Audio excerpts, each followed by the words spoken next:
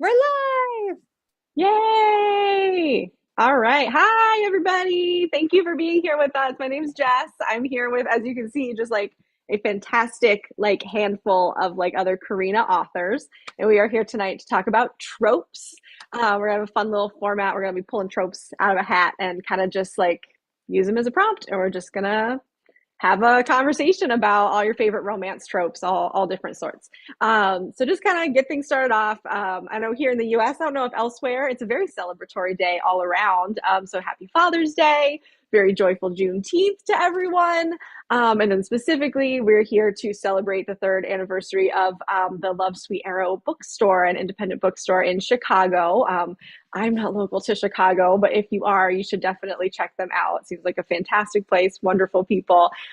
So they're also going to be putting down in the chat the links to some of our books tonight. So check those out. Go to lovesweetarrow.com to buy those, support a really awesome indie bookstore. And if you buy it today, this weekend, in celebration of their anniversary, 15% off with the code 3years, all caps, no spaces, 3years, 15% off. Awesome stuff. So we'll go ahead and get started. We're going to kind of hang out for about an hour or so and just kind of try to get through as many tropes as we can. To start off, let's just see, make sure we know who we've got here. Let's all kind of go around and introduce ourselves so that we know who we've got. I'll kind of start to try to keep track. I'll kind of start calling. I'll call on people and make sure that we get everybody talking. Renee, do you want to start? Just kind of let us know who you are, where you're at, what you write. Sure. I'm Renee Dahlia. I live in Australia where it's winter, so it's really cold here at the moment. And it's 9 a.m. on a Monday, so I'm in the future for most of you as well. I write queer romance, historical and contemporary, and across a range of pairings, just depending on where my whim takes me. I've got a lesbian historical romance with Karina that's called Her Lady's Honour, and it's set just after World War One. Oh, that sounds so fun. All right. Hudson. Hi, I'm Lynn. My pronouns Lynn. are she and her. Sorry about that. That's okay. And I'm from Toronto, Canada, and I write queer romance with East Asian characters. And my latest book with Karina is going public, and that came out in March. Yes. Hey. I'm kind of going in a circle. So, Annabeth. I'm Annabeth. I'm a longtime Karina Press author. I feel really privileged to be a Karina Press author. I write queer romance. My latest Karina is the duet Sailor Proof and Thinkorswim, both of which are in paperback. And thank you, Karina. And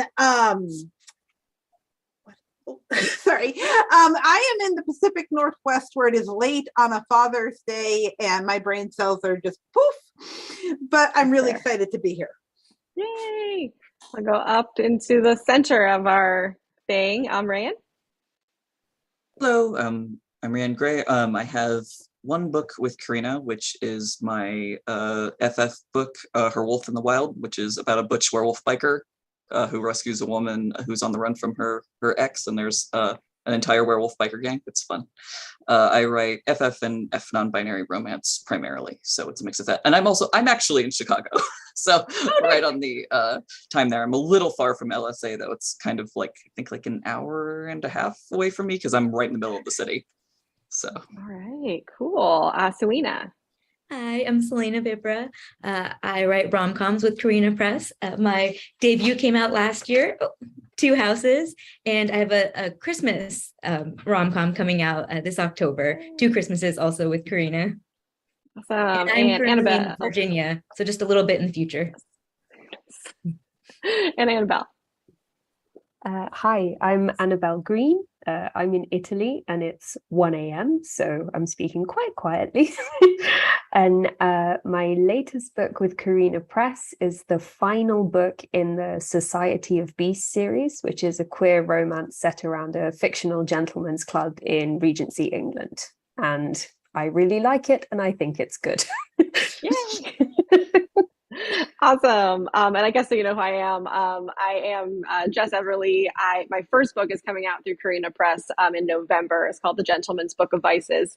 It's the first in the Lucky Lovers of London series, which is various pairings, queer Victorian romances. So that's everybody. So let's start picking some tropes. So we've got a hat. We're going to round things off. I'm not going to cheat. And we've got enemies to lovers. So you can go rivals to lovers too if you need to, just kind of like get that hate to love kind of vibe. And I'll go, I guess, kind of the other direction this time. We'll mix things up. So Annabelle, do you mind if we start with you? What, start with What do you enemies have? to lovers Yes. with me? Yeah, so Oh, like, do you love it? Do you hate it? You know, is it whatever? are you kidding? This is my catnip. I love this Yay! trope so much, mainly because I've never been able to click with friends to lovers very much. It's never been my reading preference. I don't know why. It's just a kind of, you already like them. What's the point? I want to really see the hatred and then evolve into, oh no, I hate them so much because they're so like me or because they complete me. And then, the passion, like, it's great. It's really great. And also, it's great for historicals because you can hook a really bonkers plot line onto it. You know, like, oh, I hate him because he jilted my sister, but no, it was his twin. And you're like, yes, more of this brilliant nonsense. That's fair. It's my favorite thing. I don't know. Some of you may Nice. feel more measured about it. I do not. We will find out. Have you ever written it before? I mean, not really. Oddly, like, my first book was a friends to enemies to lovers, and then my second book was a kind of immediate attraction but not really getting on to lovers. Yeah, you know what, I've never actually written a straight enemies to lovers book, but man, do I love it in other books. Like, maybe I should do you want to? Is it on your list of things, or you'll just keep reading it until? Okay. I mean, Awesome. I'd really love to, but also, like, I'm worried because I would make the plot so bonkers that I would give it to Karina full of optimism, being like, yeah, this is a brilliant enemies to lovers. And they're like, yeah, but what the hell goes up? This is awful. Like, truly terrible plot. I mean, great characters. So yeah, I may have to level up as a writer before I attack it, I think. Okay. All right. Fair enough. I'll keep let's see what we got. Selena, what do you think? I love it. Okay. Absolutely love it. Awesome. I just love all the tension. And for me, I love banter. So I love the like snarky, I don't like you, but I do, just kind of really clever banter that you can get going on. Yeah. My debut is actually at Rivals to Lovers. I was gonna ask that because it's still on my list, but based on the the title and the description, I thought it was. It's a reference to Shakespeare, like two houses, Romeo and Juliet. The first line, two houses, both alike in dignity, fair, not Verona, fair New York. Right. But it's two auction houses, and I just loved being able, like, Priya is so dedicated to work and she dislikes Gavin so much, and she dislikes that she's attracted to him so much. So that's just really fun for me to write, and I love reading it as well. That is really fun. All right, Ryan, enemies. So I like it a lot. I actually wrote my first one finally, and I can't say anything about it because the project isn't announced yet. But I had a really good time. It's exes to enemies to lovers. They were already together, and it went very poorly. And they've been getting revenge on each other for 3 years right before the book starts. So it starts off about as bad as it can go. Yeah, it's pretty good. Very fun. So yeah, if you want to know about that, if you happen to follow me on Twitter, I'll be yelling about it as soon as I can talk about it. But I love it as a trope. I love what Selena said. The banter is so fun. It was such a blast reading it. I was like, this is terrible. I can't believe they're saying this to each other, but it's so much fun. I had a great time. So yeah, I'm all about it. That is really fun. All right. Fantastic. Annabeth, enemies to lovers. Do we love it? Do we hate it? What do we think? I love to read it. I mean, give me some good. They hate sex up against the wall. They hate each other, mad kissing. I love to read it. Whenever I set out to write it, they make friends.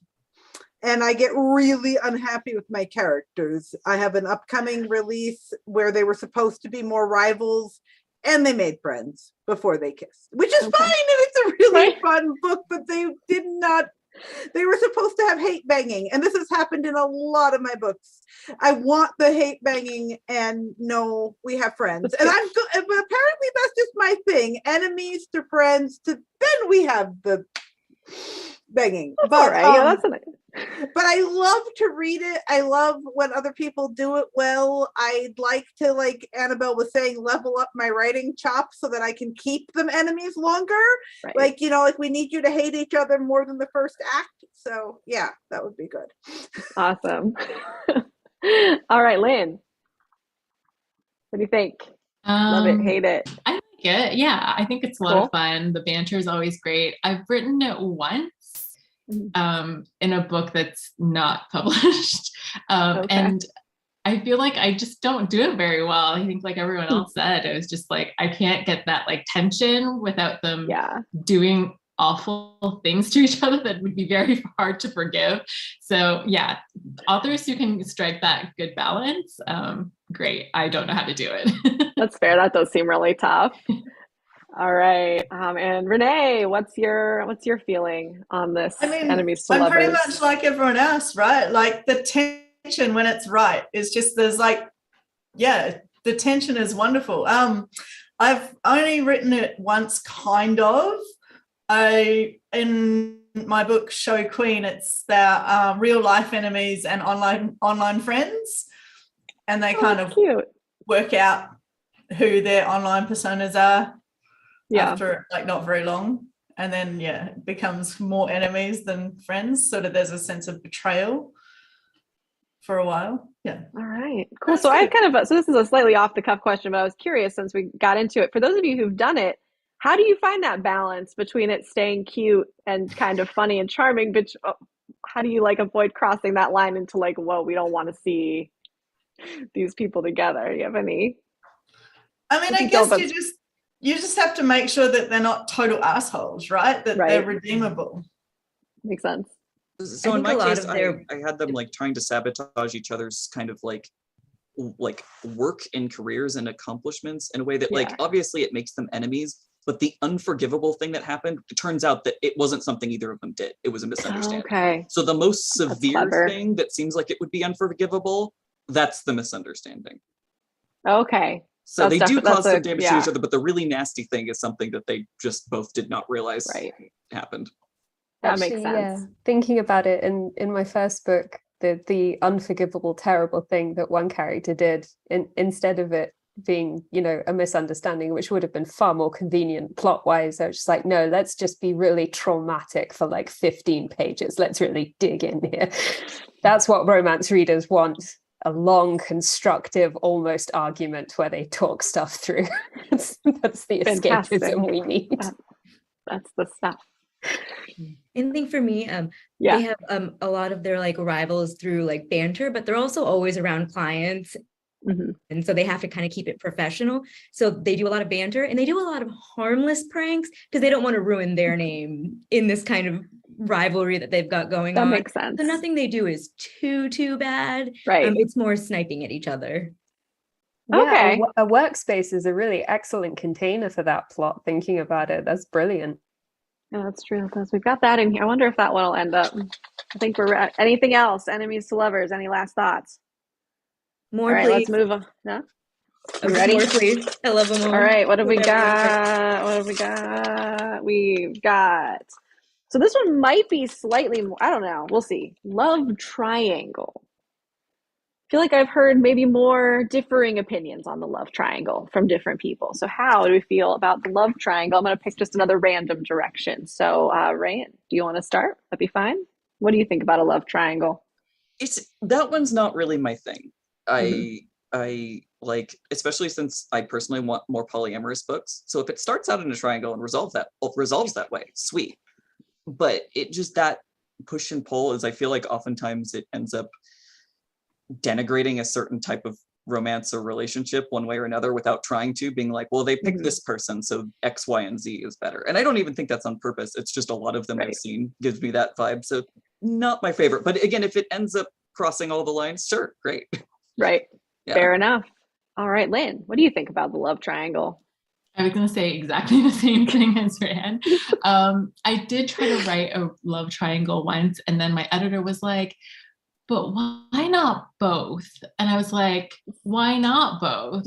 You Yeah, know? why not both? So, yeah. So, I mean, I guess I can understand the tension and how the tension can naturally arise in a love triangle. But yeah, I don't know what's the reason why they can't all 3 or 4 or 5 or however many all be together, one big happy family. It's all good.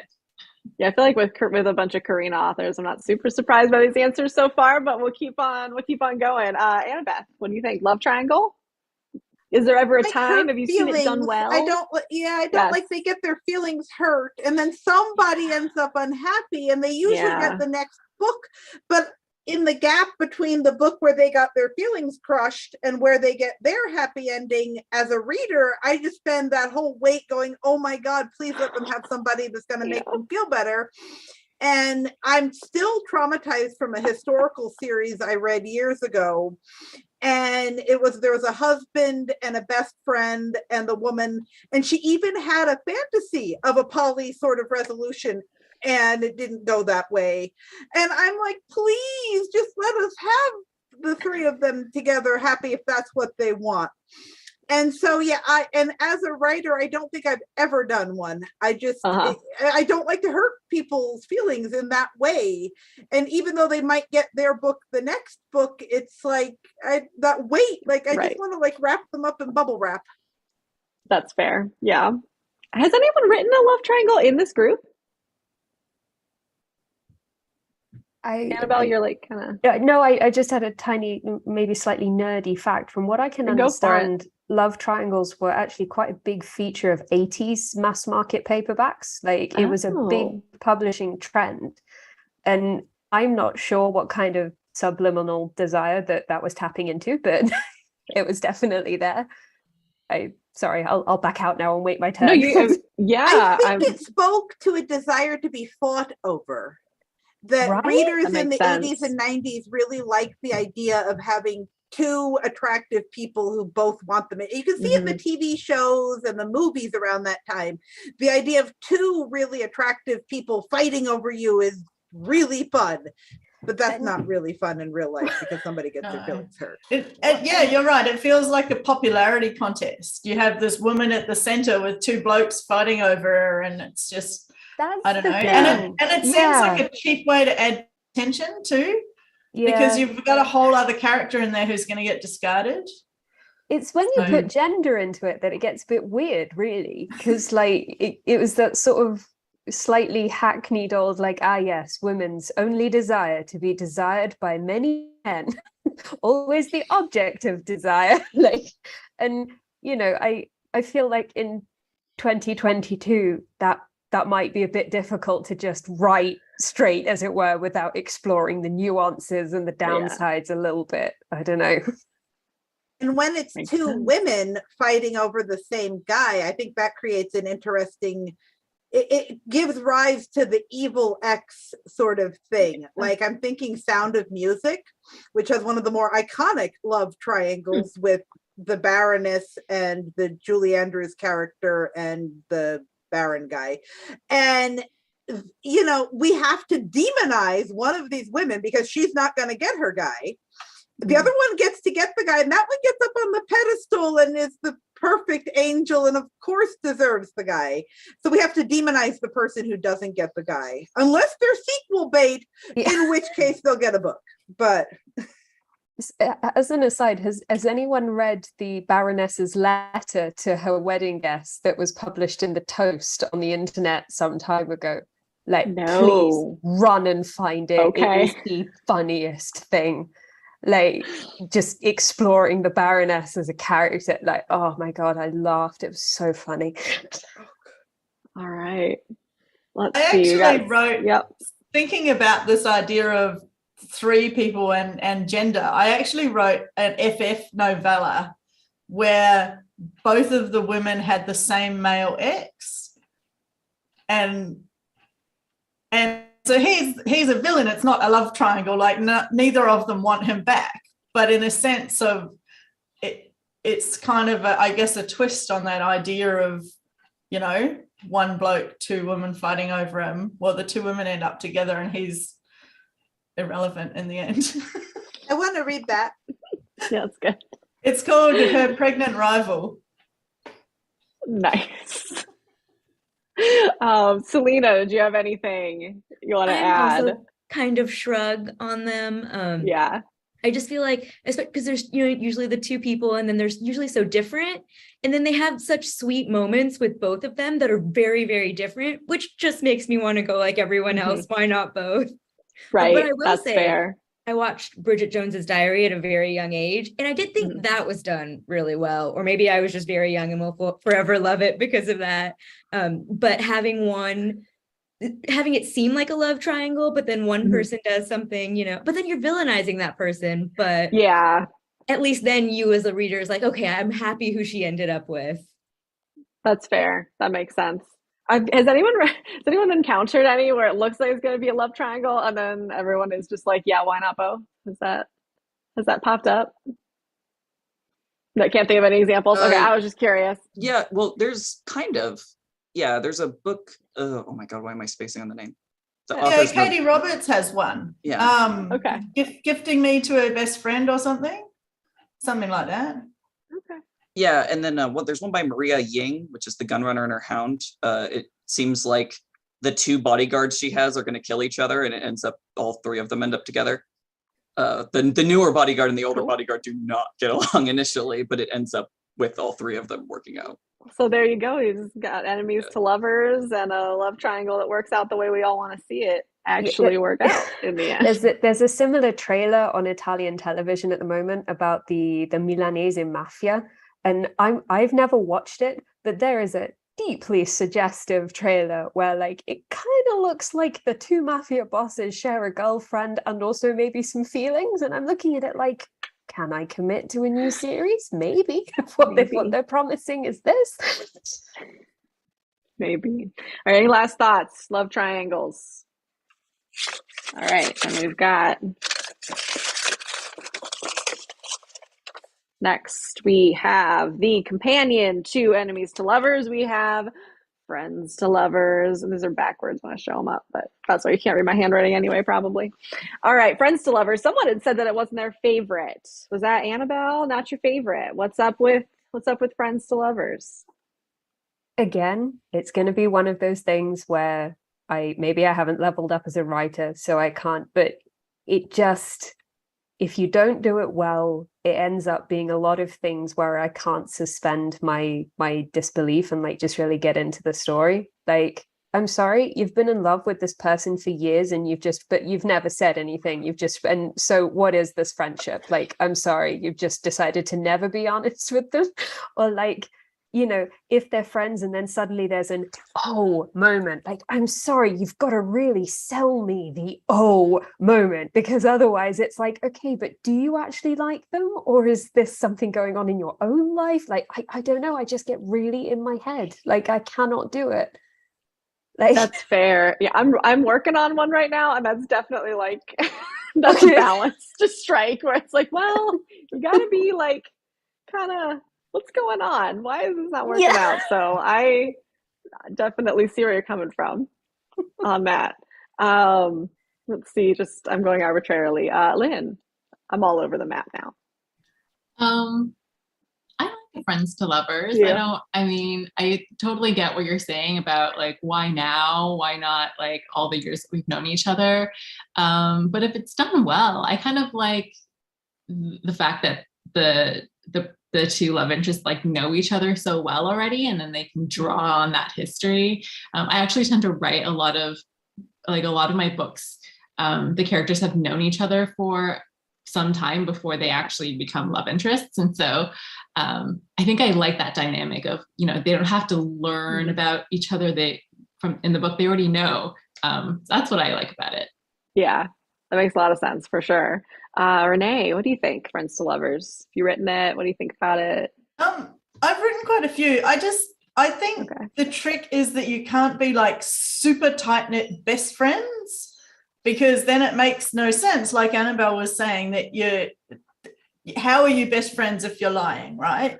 But if you're like in a vague friendship group and you know each other quite well, and then you have a really good inciting incident that changes that dynamic, then it can work really well.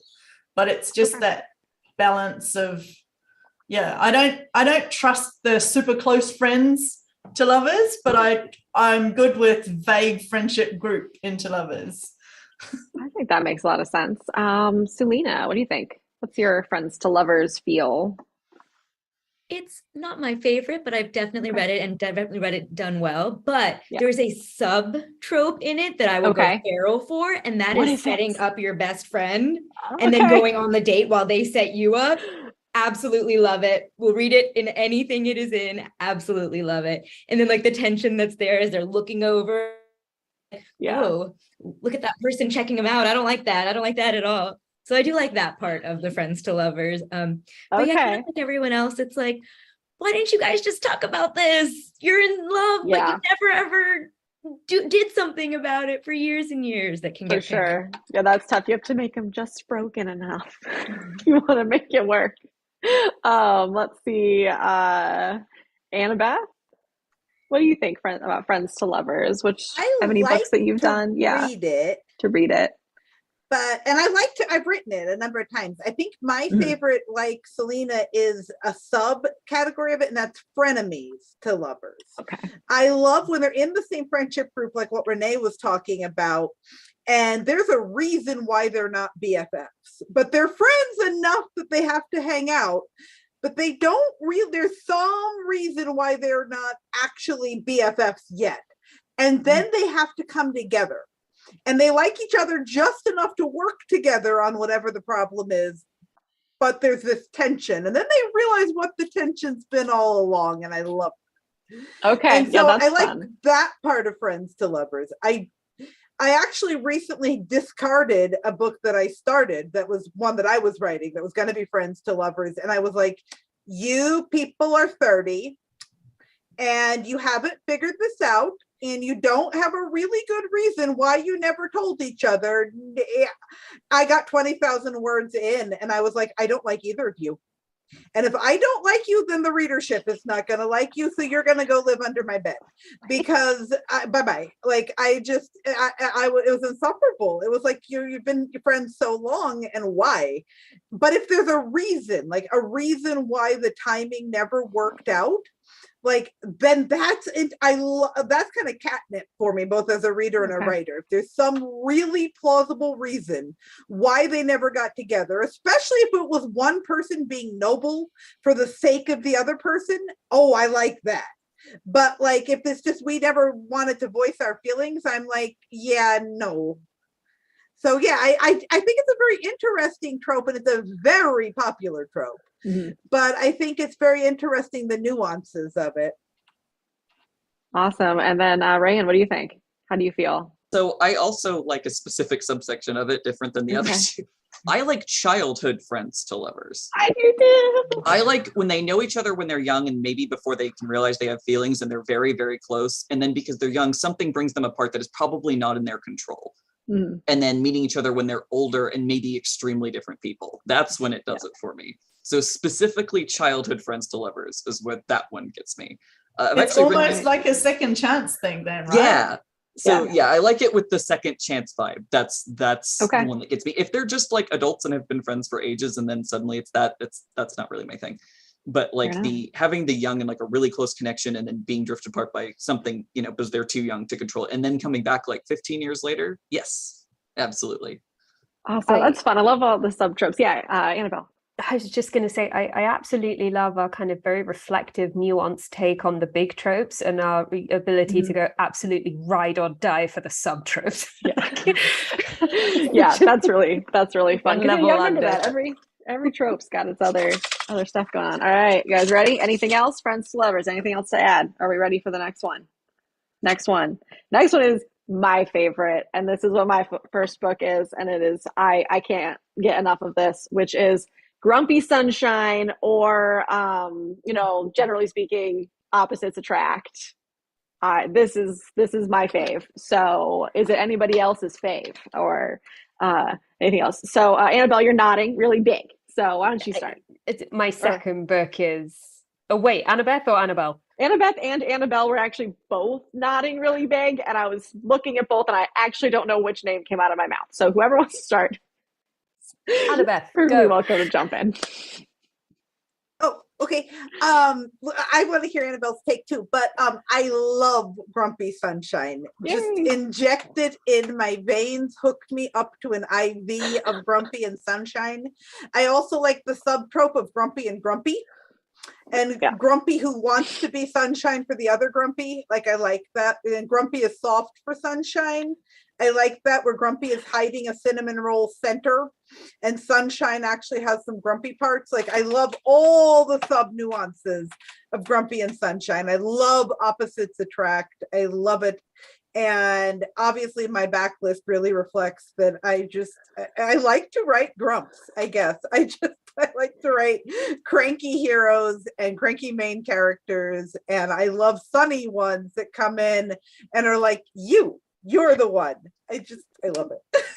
Now, Annabelle, I want Very to hear nice. yours. Yes, now Annabelle. Yeah, essentially that. Like my second book, which is sort of less read than my first, but which I, as an author, secretly think is better, is about a very, very grumpy ex-soldier who's sort of haunted by memories and a lost love and all of this. And then in walks the sort of sunshiniest sunshine to have ever sunshined in certain respects. And while that's great from like a sentimental point of view, it's also great from a craft perspective, because like you need to show these people falling in love, and you can show a million ways that a grumpy person starts to show affection and tenderness and sweetness without ever even saying it a word. So that's really fun from just like a writer tapping away on your keyboard, like, oh yes, I am creating magic with this grumpy person, like kind of thing.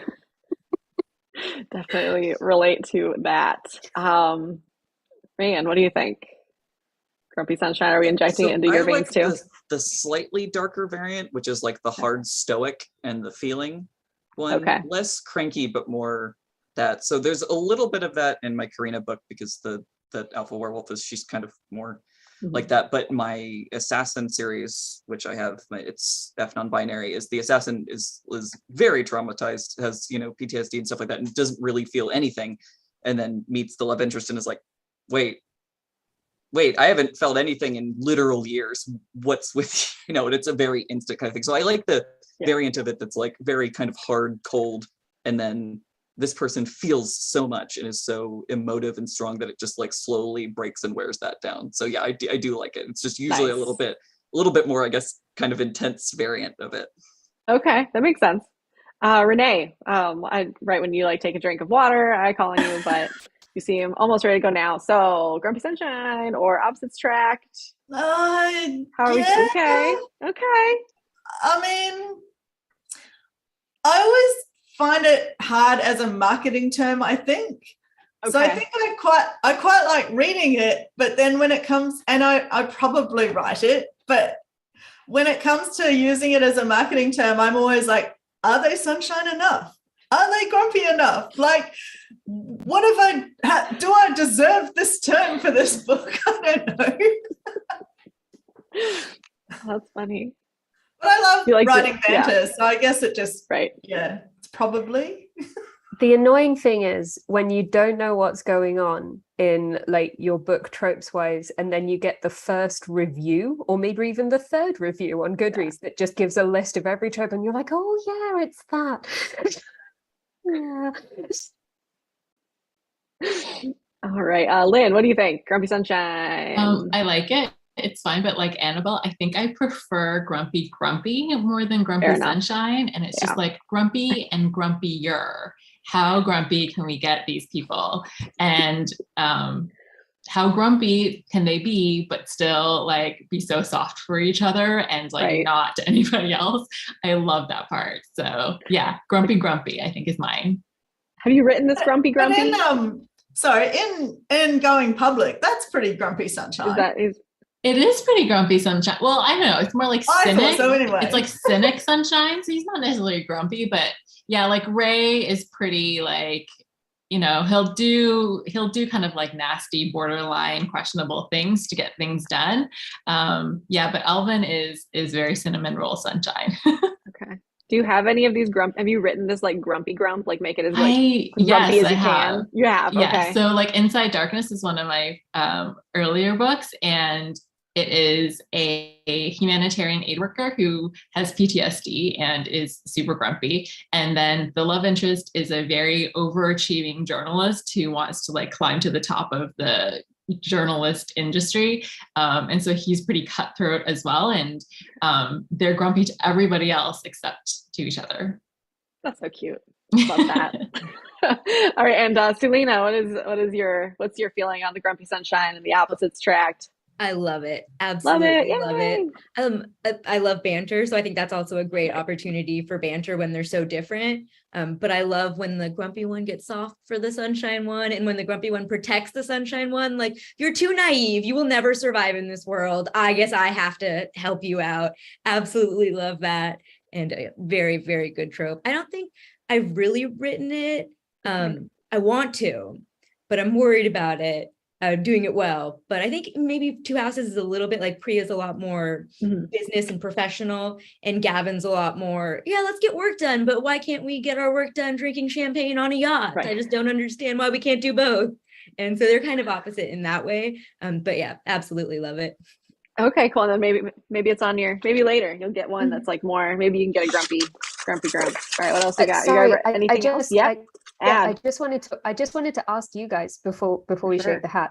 Is this one of the ones where we absolutely lap it up in books and loathe it in real life? Because I love a grumpy sunshine one, but whenever my partner is anything less than incredibly pleasant to me, I'm like, how dare you? That's fair. That's Is it, I feel like is it, I mean, we are trade any of off you- in our house. We switch who's grumpy Oh, and who's right. sunshine. Depends on the day.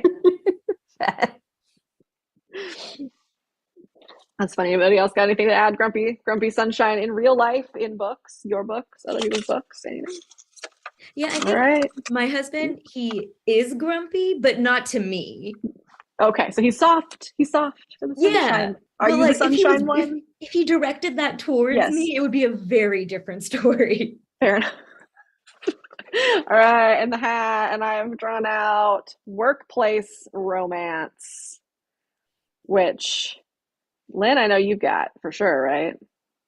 I have so many. That's like kind of like the thing that like It's like I my associate thing. with you. So if you want to get us started. Which like I never did on purpose, but somehow they all end up workplace romances. So yeah, it's like I guess it's one of those like subconscious things that just like end up in the book without me really realizing it. But Going Public is like a boss employee romance, and then the first book in that series, Hard Sell, is they're like on opposite sides of a business deal. So yeah, I really like it. I mean, it just makes so much sense, right? You're like in each other's vicinity all the time, and sparks can be flying, whether they're on the same side of like on a team or if they're on opposite teams. There's just so many things you can play with. So yeah, I mean, I think before I started writing, I never thought of that as something that I liked, but it just ends up coming out all the time. So what can you do? That's fun, makes sense. And then Selena, you said yours is also workplace. It is, yeah. Yeah, I really like their jobs were such an important part of them and who they were. That it just felt so natural. Like, this girl's never going to meet anyone not in a work situation. She's not going out. But I love writing, weaving that in. It's because the art world, I was an art history major. So I wanted to really ground it in the art world, art market. And so that was a big part of it. But yeah, I just love, it's also a little bit of forced proximity. Like, you cannot escape this person, whether you want to or not. They are there. You must deal with them in some way. Yep, that makes sense. Annabeth, what do you think? Workplace. How are your feels on that? I'm not a huge fan. Okay. I don't like power imbalances. So I like coworkers. Rival coworkers is like catnip. Like, they both want the same promotion. Ooh, I want that. But like when it's a boss employee, I know that people love it and they go nuts for it. as someone whose day job is more, I have a more academic day job, and I see codes of conduct come fly by my job all the time, and I see that being very problematic. I have a really hard time suspending belief for that one. It's similar to professor student. I just, like, when it's the boss and it's someone who the boss writes the paycheck for, it's like I'm feeling weird about this. But I've read some really good ones too, but yeah, it's one that I find really tricky to pull off if it's not coworkers, but rather boss employee. I find kind of tricky. I can see that, and how maybe like I've like worked in medical stuff, so I sometimes have trouble with like medical things and really feeling really lovey-dovey with any of that. So I that is interesting, like how your own work life then impacts how you view the things. Yeah, Renee, I what would yeah. certainly agree with that. Like, I think the good thing about workplace romance is that it's a little bit forced proximity, but without so much forced, if that makes sense. Like, you kind of have to interact with them because you turn up every day, but it's not like stuck in a cabin in the snow or whatever. Like, it's not that same short time frame intensity. It's sort of stretched out a bit. But yeah, I have massive issues with power dynamics, and I find the whole billionaire secretary stuff really disgusting. And I just can't. I can't. Like, it gives me the creep factor. And I think if you throw an age as well, then it just hits all my gross power. That's creepy. I can't deal. Okay. But I think if you've got equal power in a workplace, like if you're like, do the same job for two different companies, or if you are on the same level of the hierarchy, then I think that's all. I can deal with that. It's just that big power imbalance that I really struggle with. Hard to kind of suspend your own disbelief. Yeah, to be able to hang. All right, makes sense.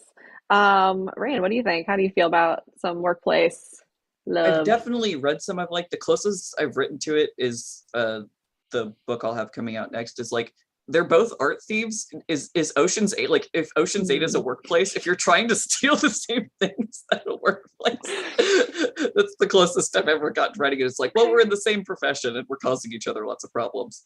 But I've definitely read some I've liked. It's probably not something I read a lot, but I've definitely seen it done well. Cool. And then Annabelle, what do you think? What are your feelings here? Are we allowed to swear on this YouTube channel? What no do one we think? told me that you couldn't. Right. I'll go for, okay. I fucking love an age gap in a book. Yay! Like, give me as much of that as possible. We haven't gotten quite there yet, but yeah. Sorry, you mentioned it as part of a sub-trope. And I also jump the gun, it's all right. I also fucking love a power imbalance. Like, I really do. But I do think there's a big difference when you're writing historicals. Because we live in a time of monstrous power imbalances. The 18th century and 19th century is also a time of monstrous power imbalances, but they were far more visible, which oddly enough is far simpler from a craft perspective to talk about. But I remember reading this really revelatory Twitter thread by the historical romance author Courtney Milan. I'm sure you know, where it really changed my whole sort of view on the historical that I was currently writing, which was to be my first book. She was like, you do realize that you're going to have to mention slavery. Like, every single historical that you talk about, you're going to have to talk about the suffering and, you know, the person that's drinking their tea. How did they get the tea? How did they get the sugar? How did they get the nice silk for their dresses and things like that? And that connecting to sort of workplace romances and historicals where you're talking about an enormous difference in like wealth and poverty, especially if we're doing like a duke governess thing, like, it does mean that you have to get that part right. Like, even if you've got other parts about your books that you're a bit dodgy on, you're like, no, I think I successfully built this world as like a world of tremendous suffering. But in this one ahistorical and completely like ridiculous pairing, I like, yes, let's let the Duke fall for the scullery maid, and also he's like 15 years older than her, and that's exactly what I want to read. So It's Fun. interesting that you, just as a side note, it's interesting that you call it ahistorical, because I actually have an aristocratic relative who married a stable boy. Oh, wow. Excellent. Back when he was a serf, before they got rid of serfdom in Russia. So it was like Wow. full on, yeah. Huh. All So it right. happens Well, stranger not than very fiction. often, but I have been informed. I don't know if everyone else saw the chat. We can swear. It will just be marked not for kids on YouTube. So we're good, which is probably for the best anyway. Oh, I'm So, sorry. I'm No, sorry we're to any good. children that wanted to watch. Yes. All right. Any other workplace romance thoughts? I haven't read much of it myself, so I don't really have strong opinions. It's interesting to hear all the differing thoughts on it. All right, I'm going to the next one. What do we got? We've got. So I see this one get a lot of love out there, but we'll see what we all think. Fake relationships of various sorts. Fake dating. I'd probably also include possibly like marriage of convenience type thing if they're trying to pull one over on people, just where they're in on it together. Let's see. Selena, why don't you start this time? What do you think about This is fake another one I relationships, really, fake dating? really like. Love. Great. Just especially when they're everything for me comes back to rivals to lovers, apparently, but when they're rivals and they're forced to be together and forced to pretend to be nice to each other even though they don't want to, and then slowly they just are wanting to be nice to each other. Love it. I do Nice. think though that there has to be like a good reason, because I've Right. seen some that kind of just throw people together and they're like, we're doing a fake relationship now, and I'm like, I mean, I respect that because I love reading this, but did we have to go straight to fake relationship? Was there other problem solving we could have done? Right. Were there maybe other things we could have done? Not if you're in romance, I guess. Then that's the first choice. Ryan, what do you think? Fake relationship. Do you vibe with the fake I relationship? do like it. Again, I have really high standards for it, because it has to be like, why is this fake? And like, like that it's a really line between these people should not be together at all, and well, why didn't they get together before this point? I have one that I'm in progress on, that it's a woman and a bodyguard she hires, because the bodyguard has to pretend to be her lover in public because of everybody that's watching her. Like, nobody can know that she's being protected. So that's their thing. And I'm having a lot of fun writing that, because again, it's like they have to pretend, because if anybody has any idea, it's going to cause lots of problems. So I'm hoping that'll work, but it's hard to write. So as much as I have high standards for reading it, it's also very difficult to write for it to not feel contrived. Right. Fair enough. Makes sense. Annabeth, what do you think about the fake relationships? I love it. Yay. But I think it's one of the tropes that I really love in queer romance. Give me your male, non-binary, female, fake dating poly triad that needs to fake it to make it. I love it. But then in male-female romance, it's a very hit or miss for me as a reader. And I think I figured out that a lot of times it's that power imbalance thing. If the boss needs a fake date and the boss's secretary now has to pretend to be his wife on the yacht, no, because that power imbalance. But when it's two friends who are scheming together, like I love that in any pairing. But when the power imbalance enters into it, as it does in a lot of category romance, I'm like, yeah, the prince needs a fake princess. No, but if the prince needs a fake prince, I'm here for it. So like, All it's right, funny that's how interesting. like, the power makes a difference, and also Yeah. pairing makes a really big difference too. And the reason, like you said, like, and you want to, and if it's you want to impress your family, that's okay. I'll read it. Right. You want to piss your family off? Oh, I'm here for that. Like, like I love when the reason is unique and it's some new reason, and not I want to inherit grandpa's money, but I want to disinherit in a way that makes okay. Yeah.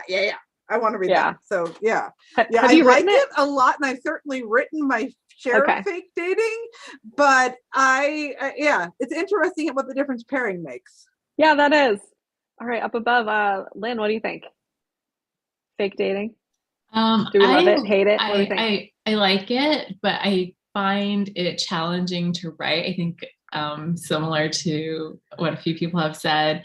Um, the tricky thing for me is that whole like how they behave with each other in public versus in private.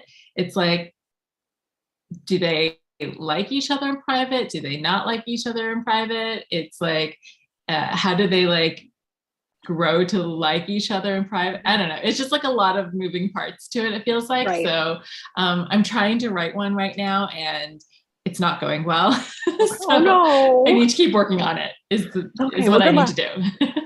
Everyone send all the good vibes, all the good vibes that way. All right, Diana Bell. What do you think? Well, dating. Are you gonna swear again about it? I swear all the time about everything, but I'll try not to. I've already ruined it for the kids. You have permission. You have permission, it's less fun. So I like it. I tend to view it more as a way to push a plot forward than as a kind of trope on its own, because I think it's a really great way to do that. Mm-hmm. My latest book, The Servant and the Gentleman, available wherever ebooks are sold. Actually, love Sweet Arrow. Yes, exactly. 3 years, all in capital letters. That's the code.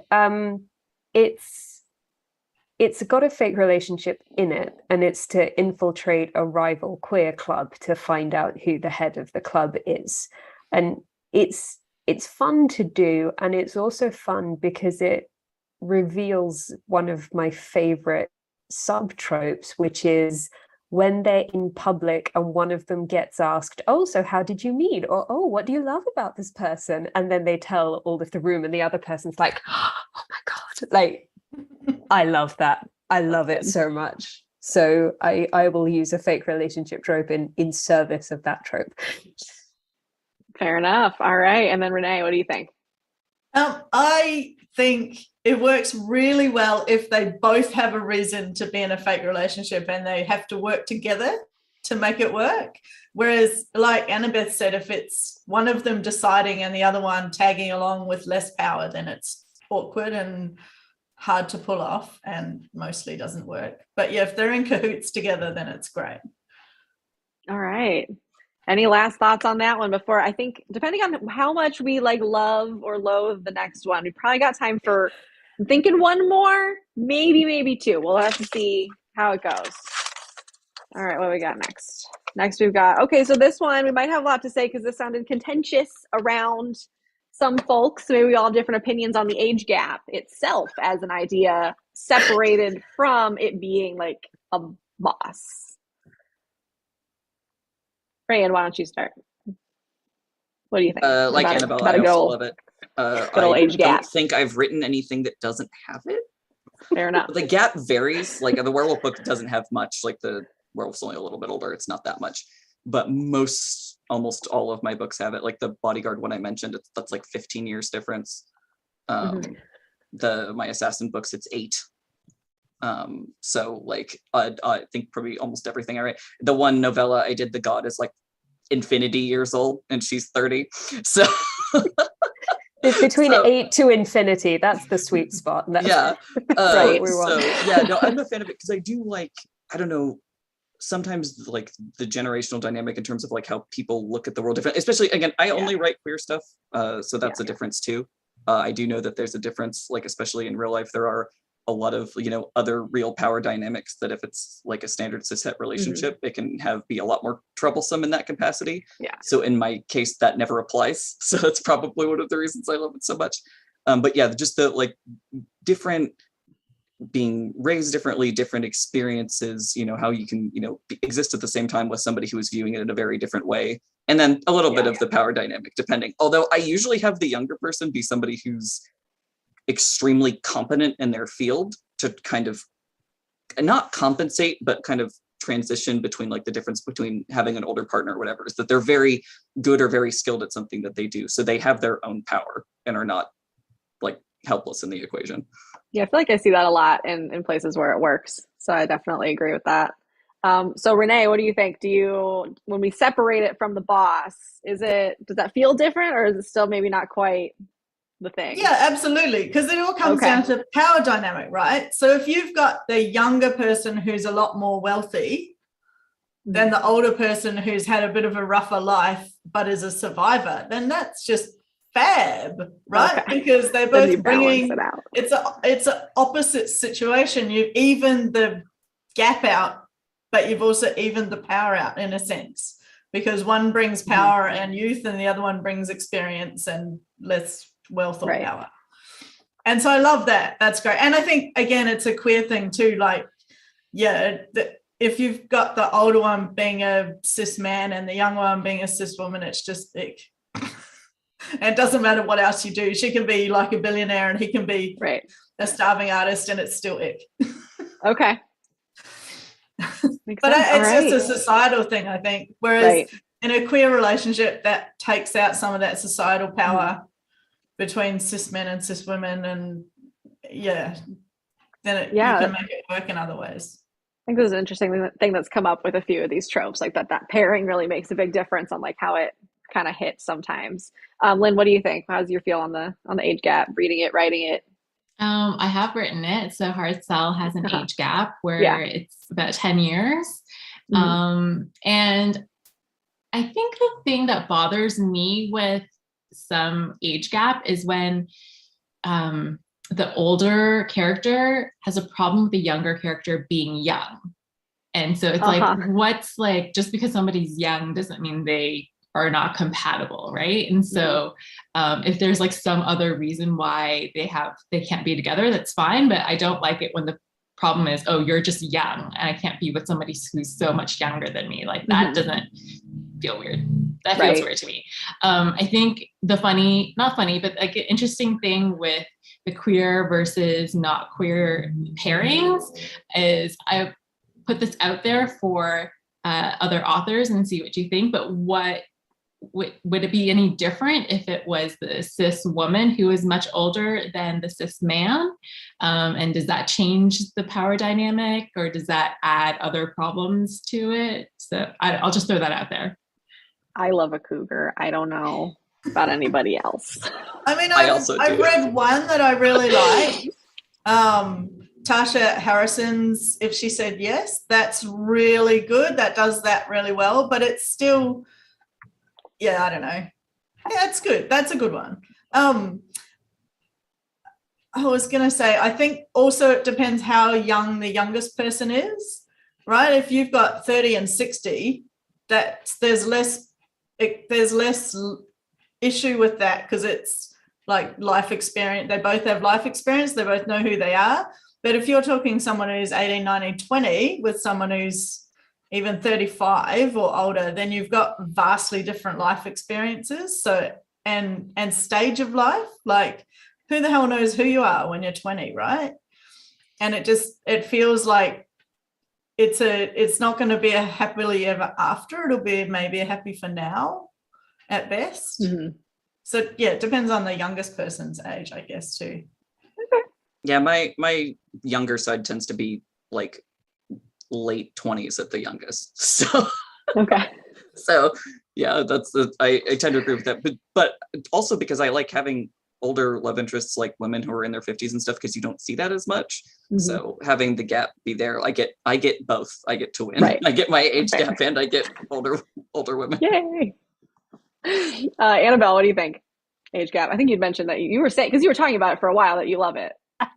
It's just, I don't know, man, I enjoy it. Like it's one of those ones where rather than your sort of disbelief, breaking through and ruining the plot, I am actively willing to suspend any kind of thought, being like, yeah, but this would just be stupid in the outside world. I'm like, no, in this book it works. Let it go. The 18-year-old and the 37-year-old Duke, they'll be really happy together forever. There are going to be no future problems down the road here.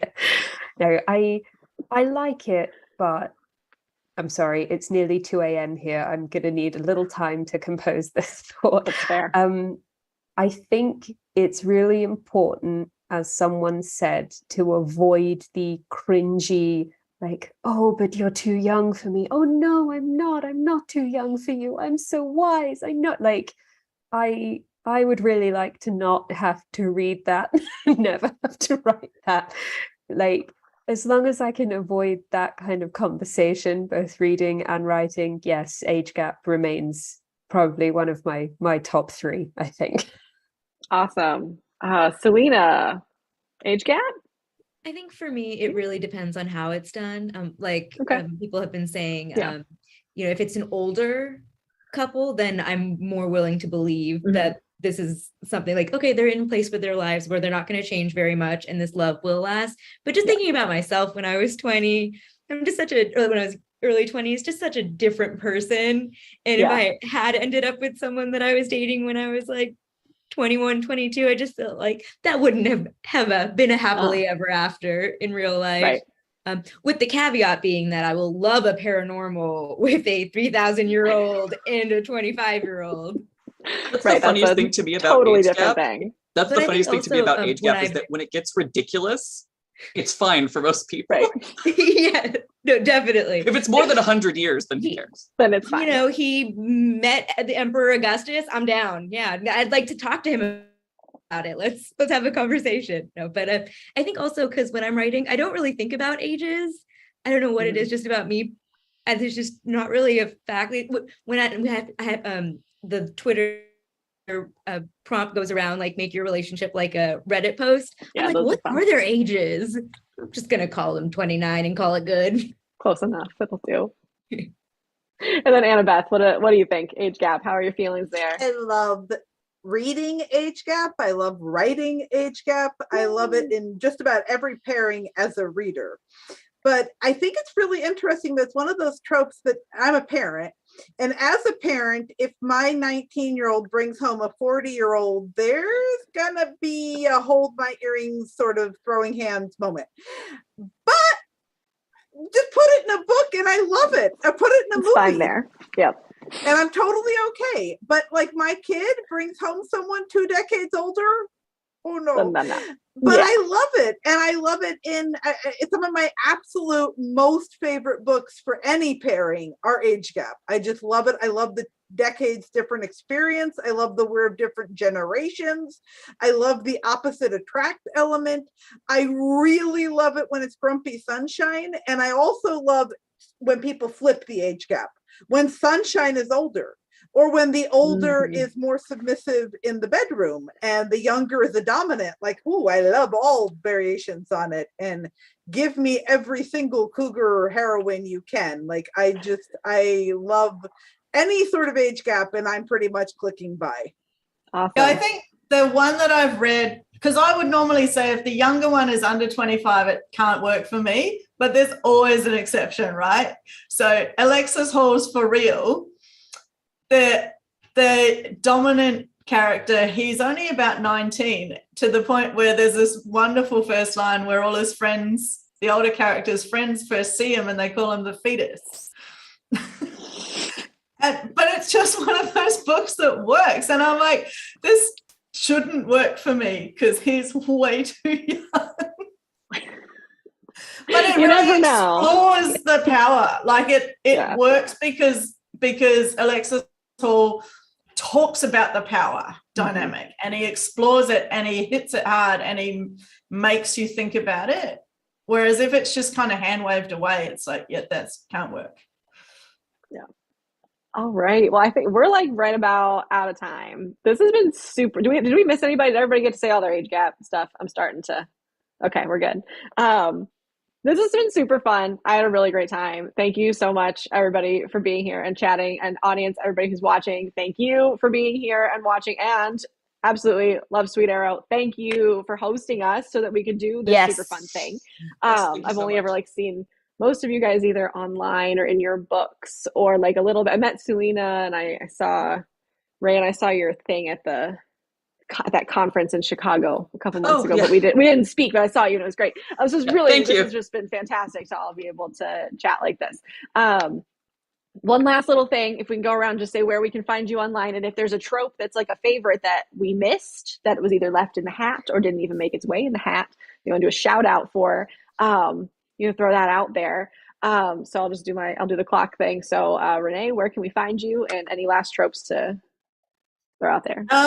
So my website is reneedalia.com. On the about page, it's got all my social media links, and I've got about 30 books on the books page, so you can read them. And I've listed them all with pairing and heat level and that sort of thing. So, I'm trying to be useful for people if they can find what they want. And I vaguely think I ought to put tropes on, but like Annabelle said earlier, it's like, I don't know, does it have this really? Someone else needs to read them and tell me all the tropes. Sometimes they mix them all together. So, all right. Lynn, where can we find you, and any last tropes? So my website is hudsonlynn.com, and I'm on all of the social media at Hudson Lynn Writes. And for tropes, I feel like I can't think of anything. I feel like we covered all the big ones. And so, yeah, I don't know. All right. Yeah, I'll just leave that one. Okay, sounds good. Annabeth, where can we find you? Any last words? So AnnabethAlbert.com. I actually have a tropes section on my website where you can search by trope. And if you like a trope, I've probably attempted it other than the enemies thing. But yeah, I have, you can search by trope. I'm on Twitter and Instagram and Facebook. And I want to shout out Brother's Best Friend, which happens to be my Carina Press Sailor Proof. I love Brother's Best Friend. If you want me to one-click your book, like Brother's Best Friend, and the little brother or the person that they're not supposed to be with is a virgin, like virgin hero plus brother's best friend. Oh my God, I need to give you my money right now. So yeah, love those two things. All right. Ryan, where can we find you? Any last tropes? Yeah, so randgray.com. Twitter is my social media poison of choice. I'm also on there at randgray. I mentioned it by proxy with some other things, but bodyguard protector is huge for me. Or if it's historical night queen, I will die every time, especially if it's queer. That kind of chivalric, like love, loyalty stuff with that particular dynamic, it destroys me. Selena, where we find you? My website is selenabibra.com, and I'm on Twitter, Instagram, and very badly on TikTok at Selena Bibra, mostly Twitter. In a trope that we didn't get to, this is one that I love reading, but I can't do myself, or I don't think I can. It's Second Chance, because of all the angst that can be. Like, I write such rom-coms and characters that try to minimize and try to make a joke out of their pain, but just reading a really good antsy Second Chance, so good. All right, thank you. And then Annabelle, where can we find you? Any last tropes? I'm currently website building, but in the meantime, you can find me on Twitter, Annabelle Green HEA, or on Instagram, Annabelle Green HEA. And in terms of tropes, right, one that's good in a historical but almost impossible in a contemporary that I want to do: amnesia, people, an amnesia romance. The second one that again is very difficult, I think, in a contemporary, but fun if you make queer or historical: Secret Baby. My third book is a secret baby. It's very difficult to do. And I don't know if I did a good job of it in my third book, but I had a go, and that's what's important. And another problematic fave that I occasionally enjoy is a morality chain romance where there's an objectively quite evil person, and the lover sort of, yes, you are the only thing that connects me to the good pure world. Again, terrible by the standards of reality, but in a book, yes, love it, more of it. Nice. All right. And you can find me at jesseverly.com. And in theory on Instagram at gratuitous banter, but I don't post a lot. Just go to the website. And I made the hat full of tropes, so we mostly got the ones that I'm into because I stocked the hat. So thank you again, everyone. Anyone watching, go check out Love Sweet Arrow. Check out the links down below and on the YouTube chat thing. Go check out their website. Check them out in person if you are near enough to do so. And happy 3rd anniversary to them. And thank you for hosting us and having us. Thank you so I guess much. that's it. Thank Good you. night.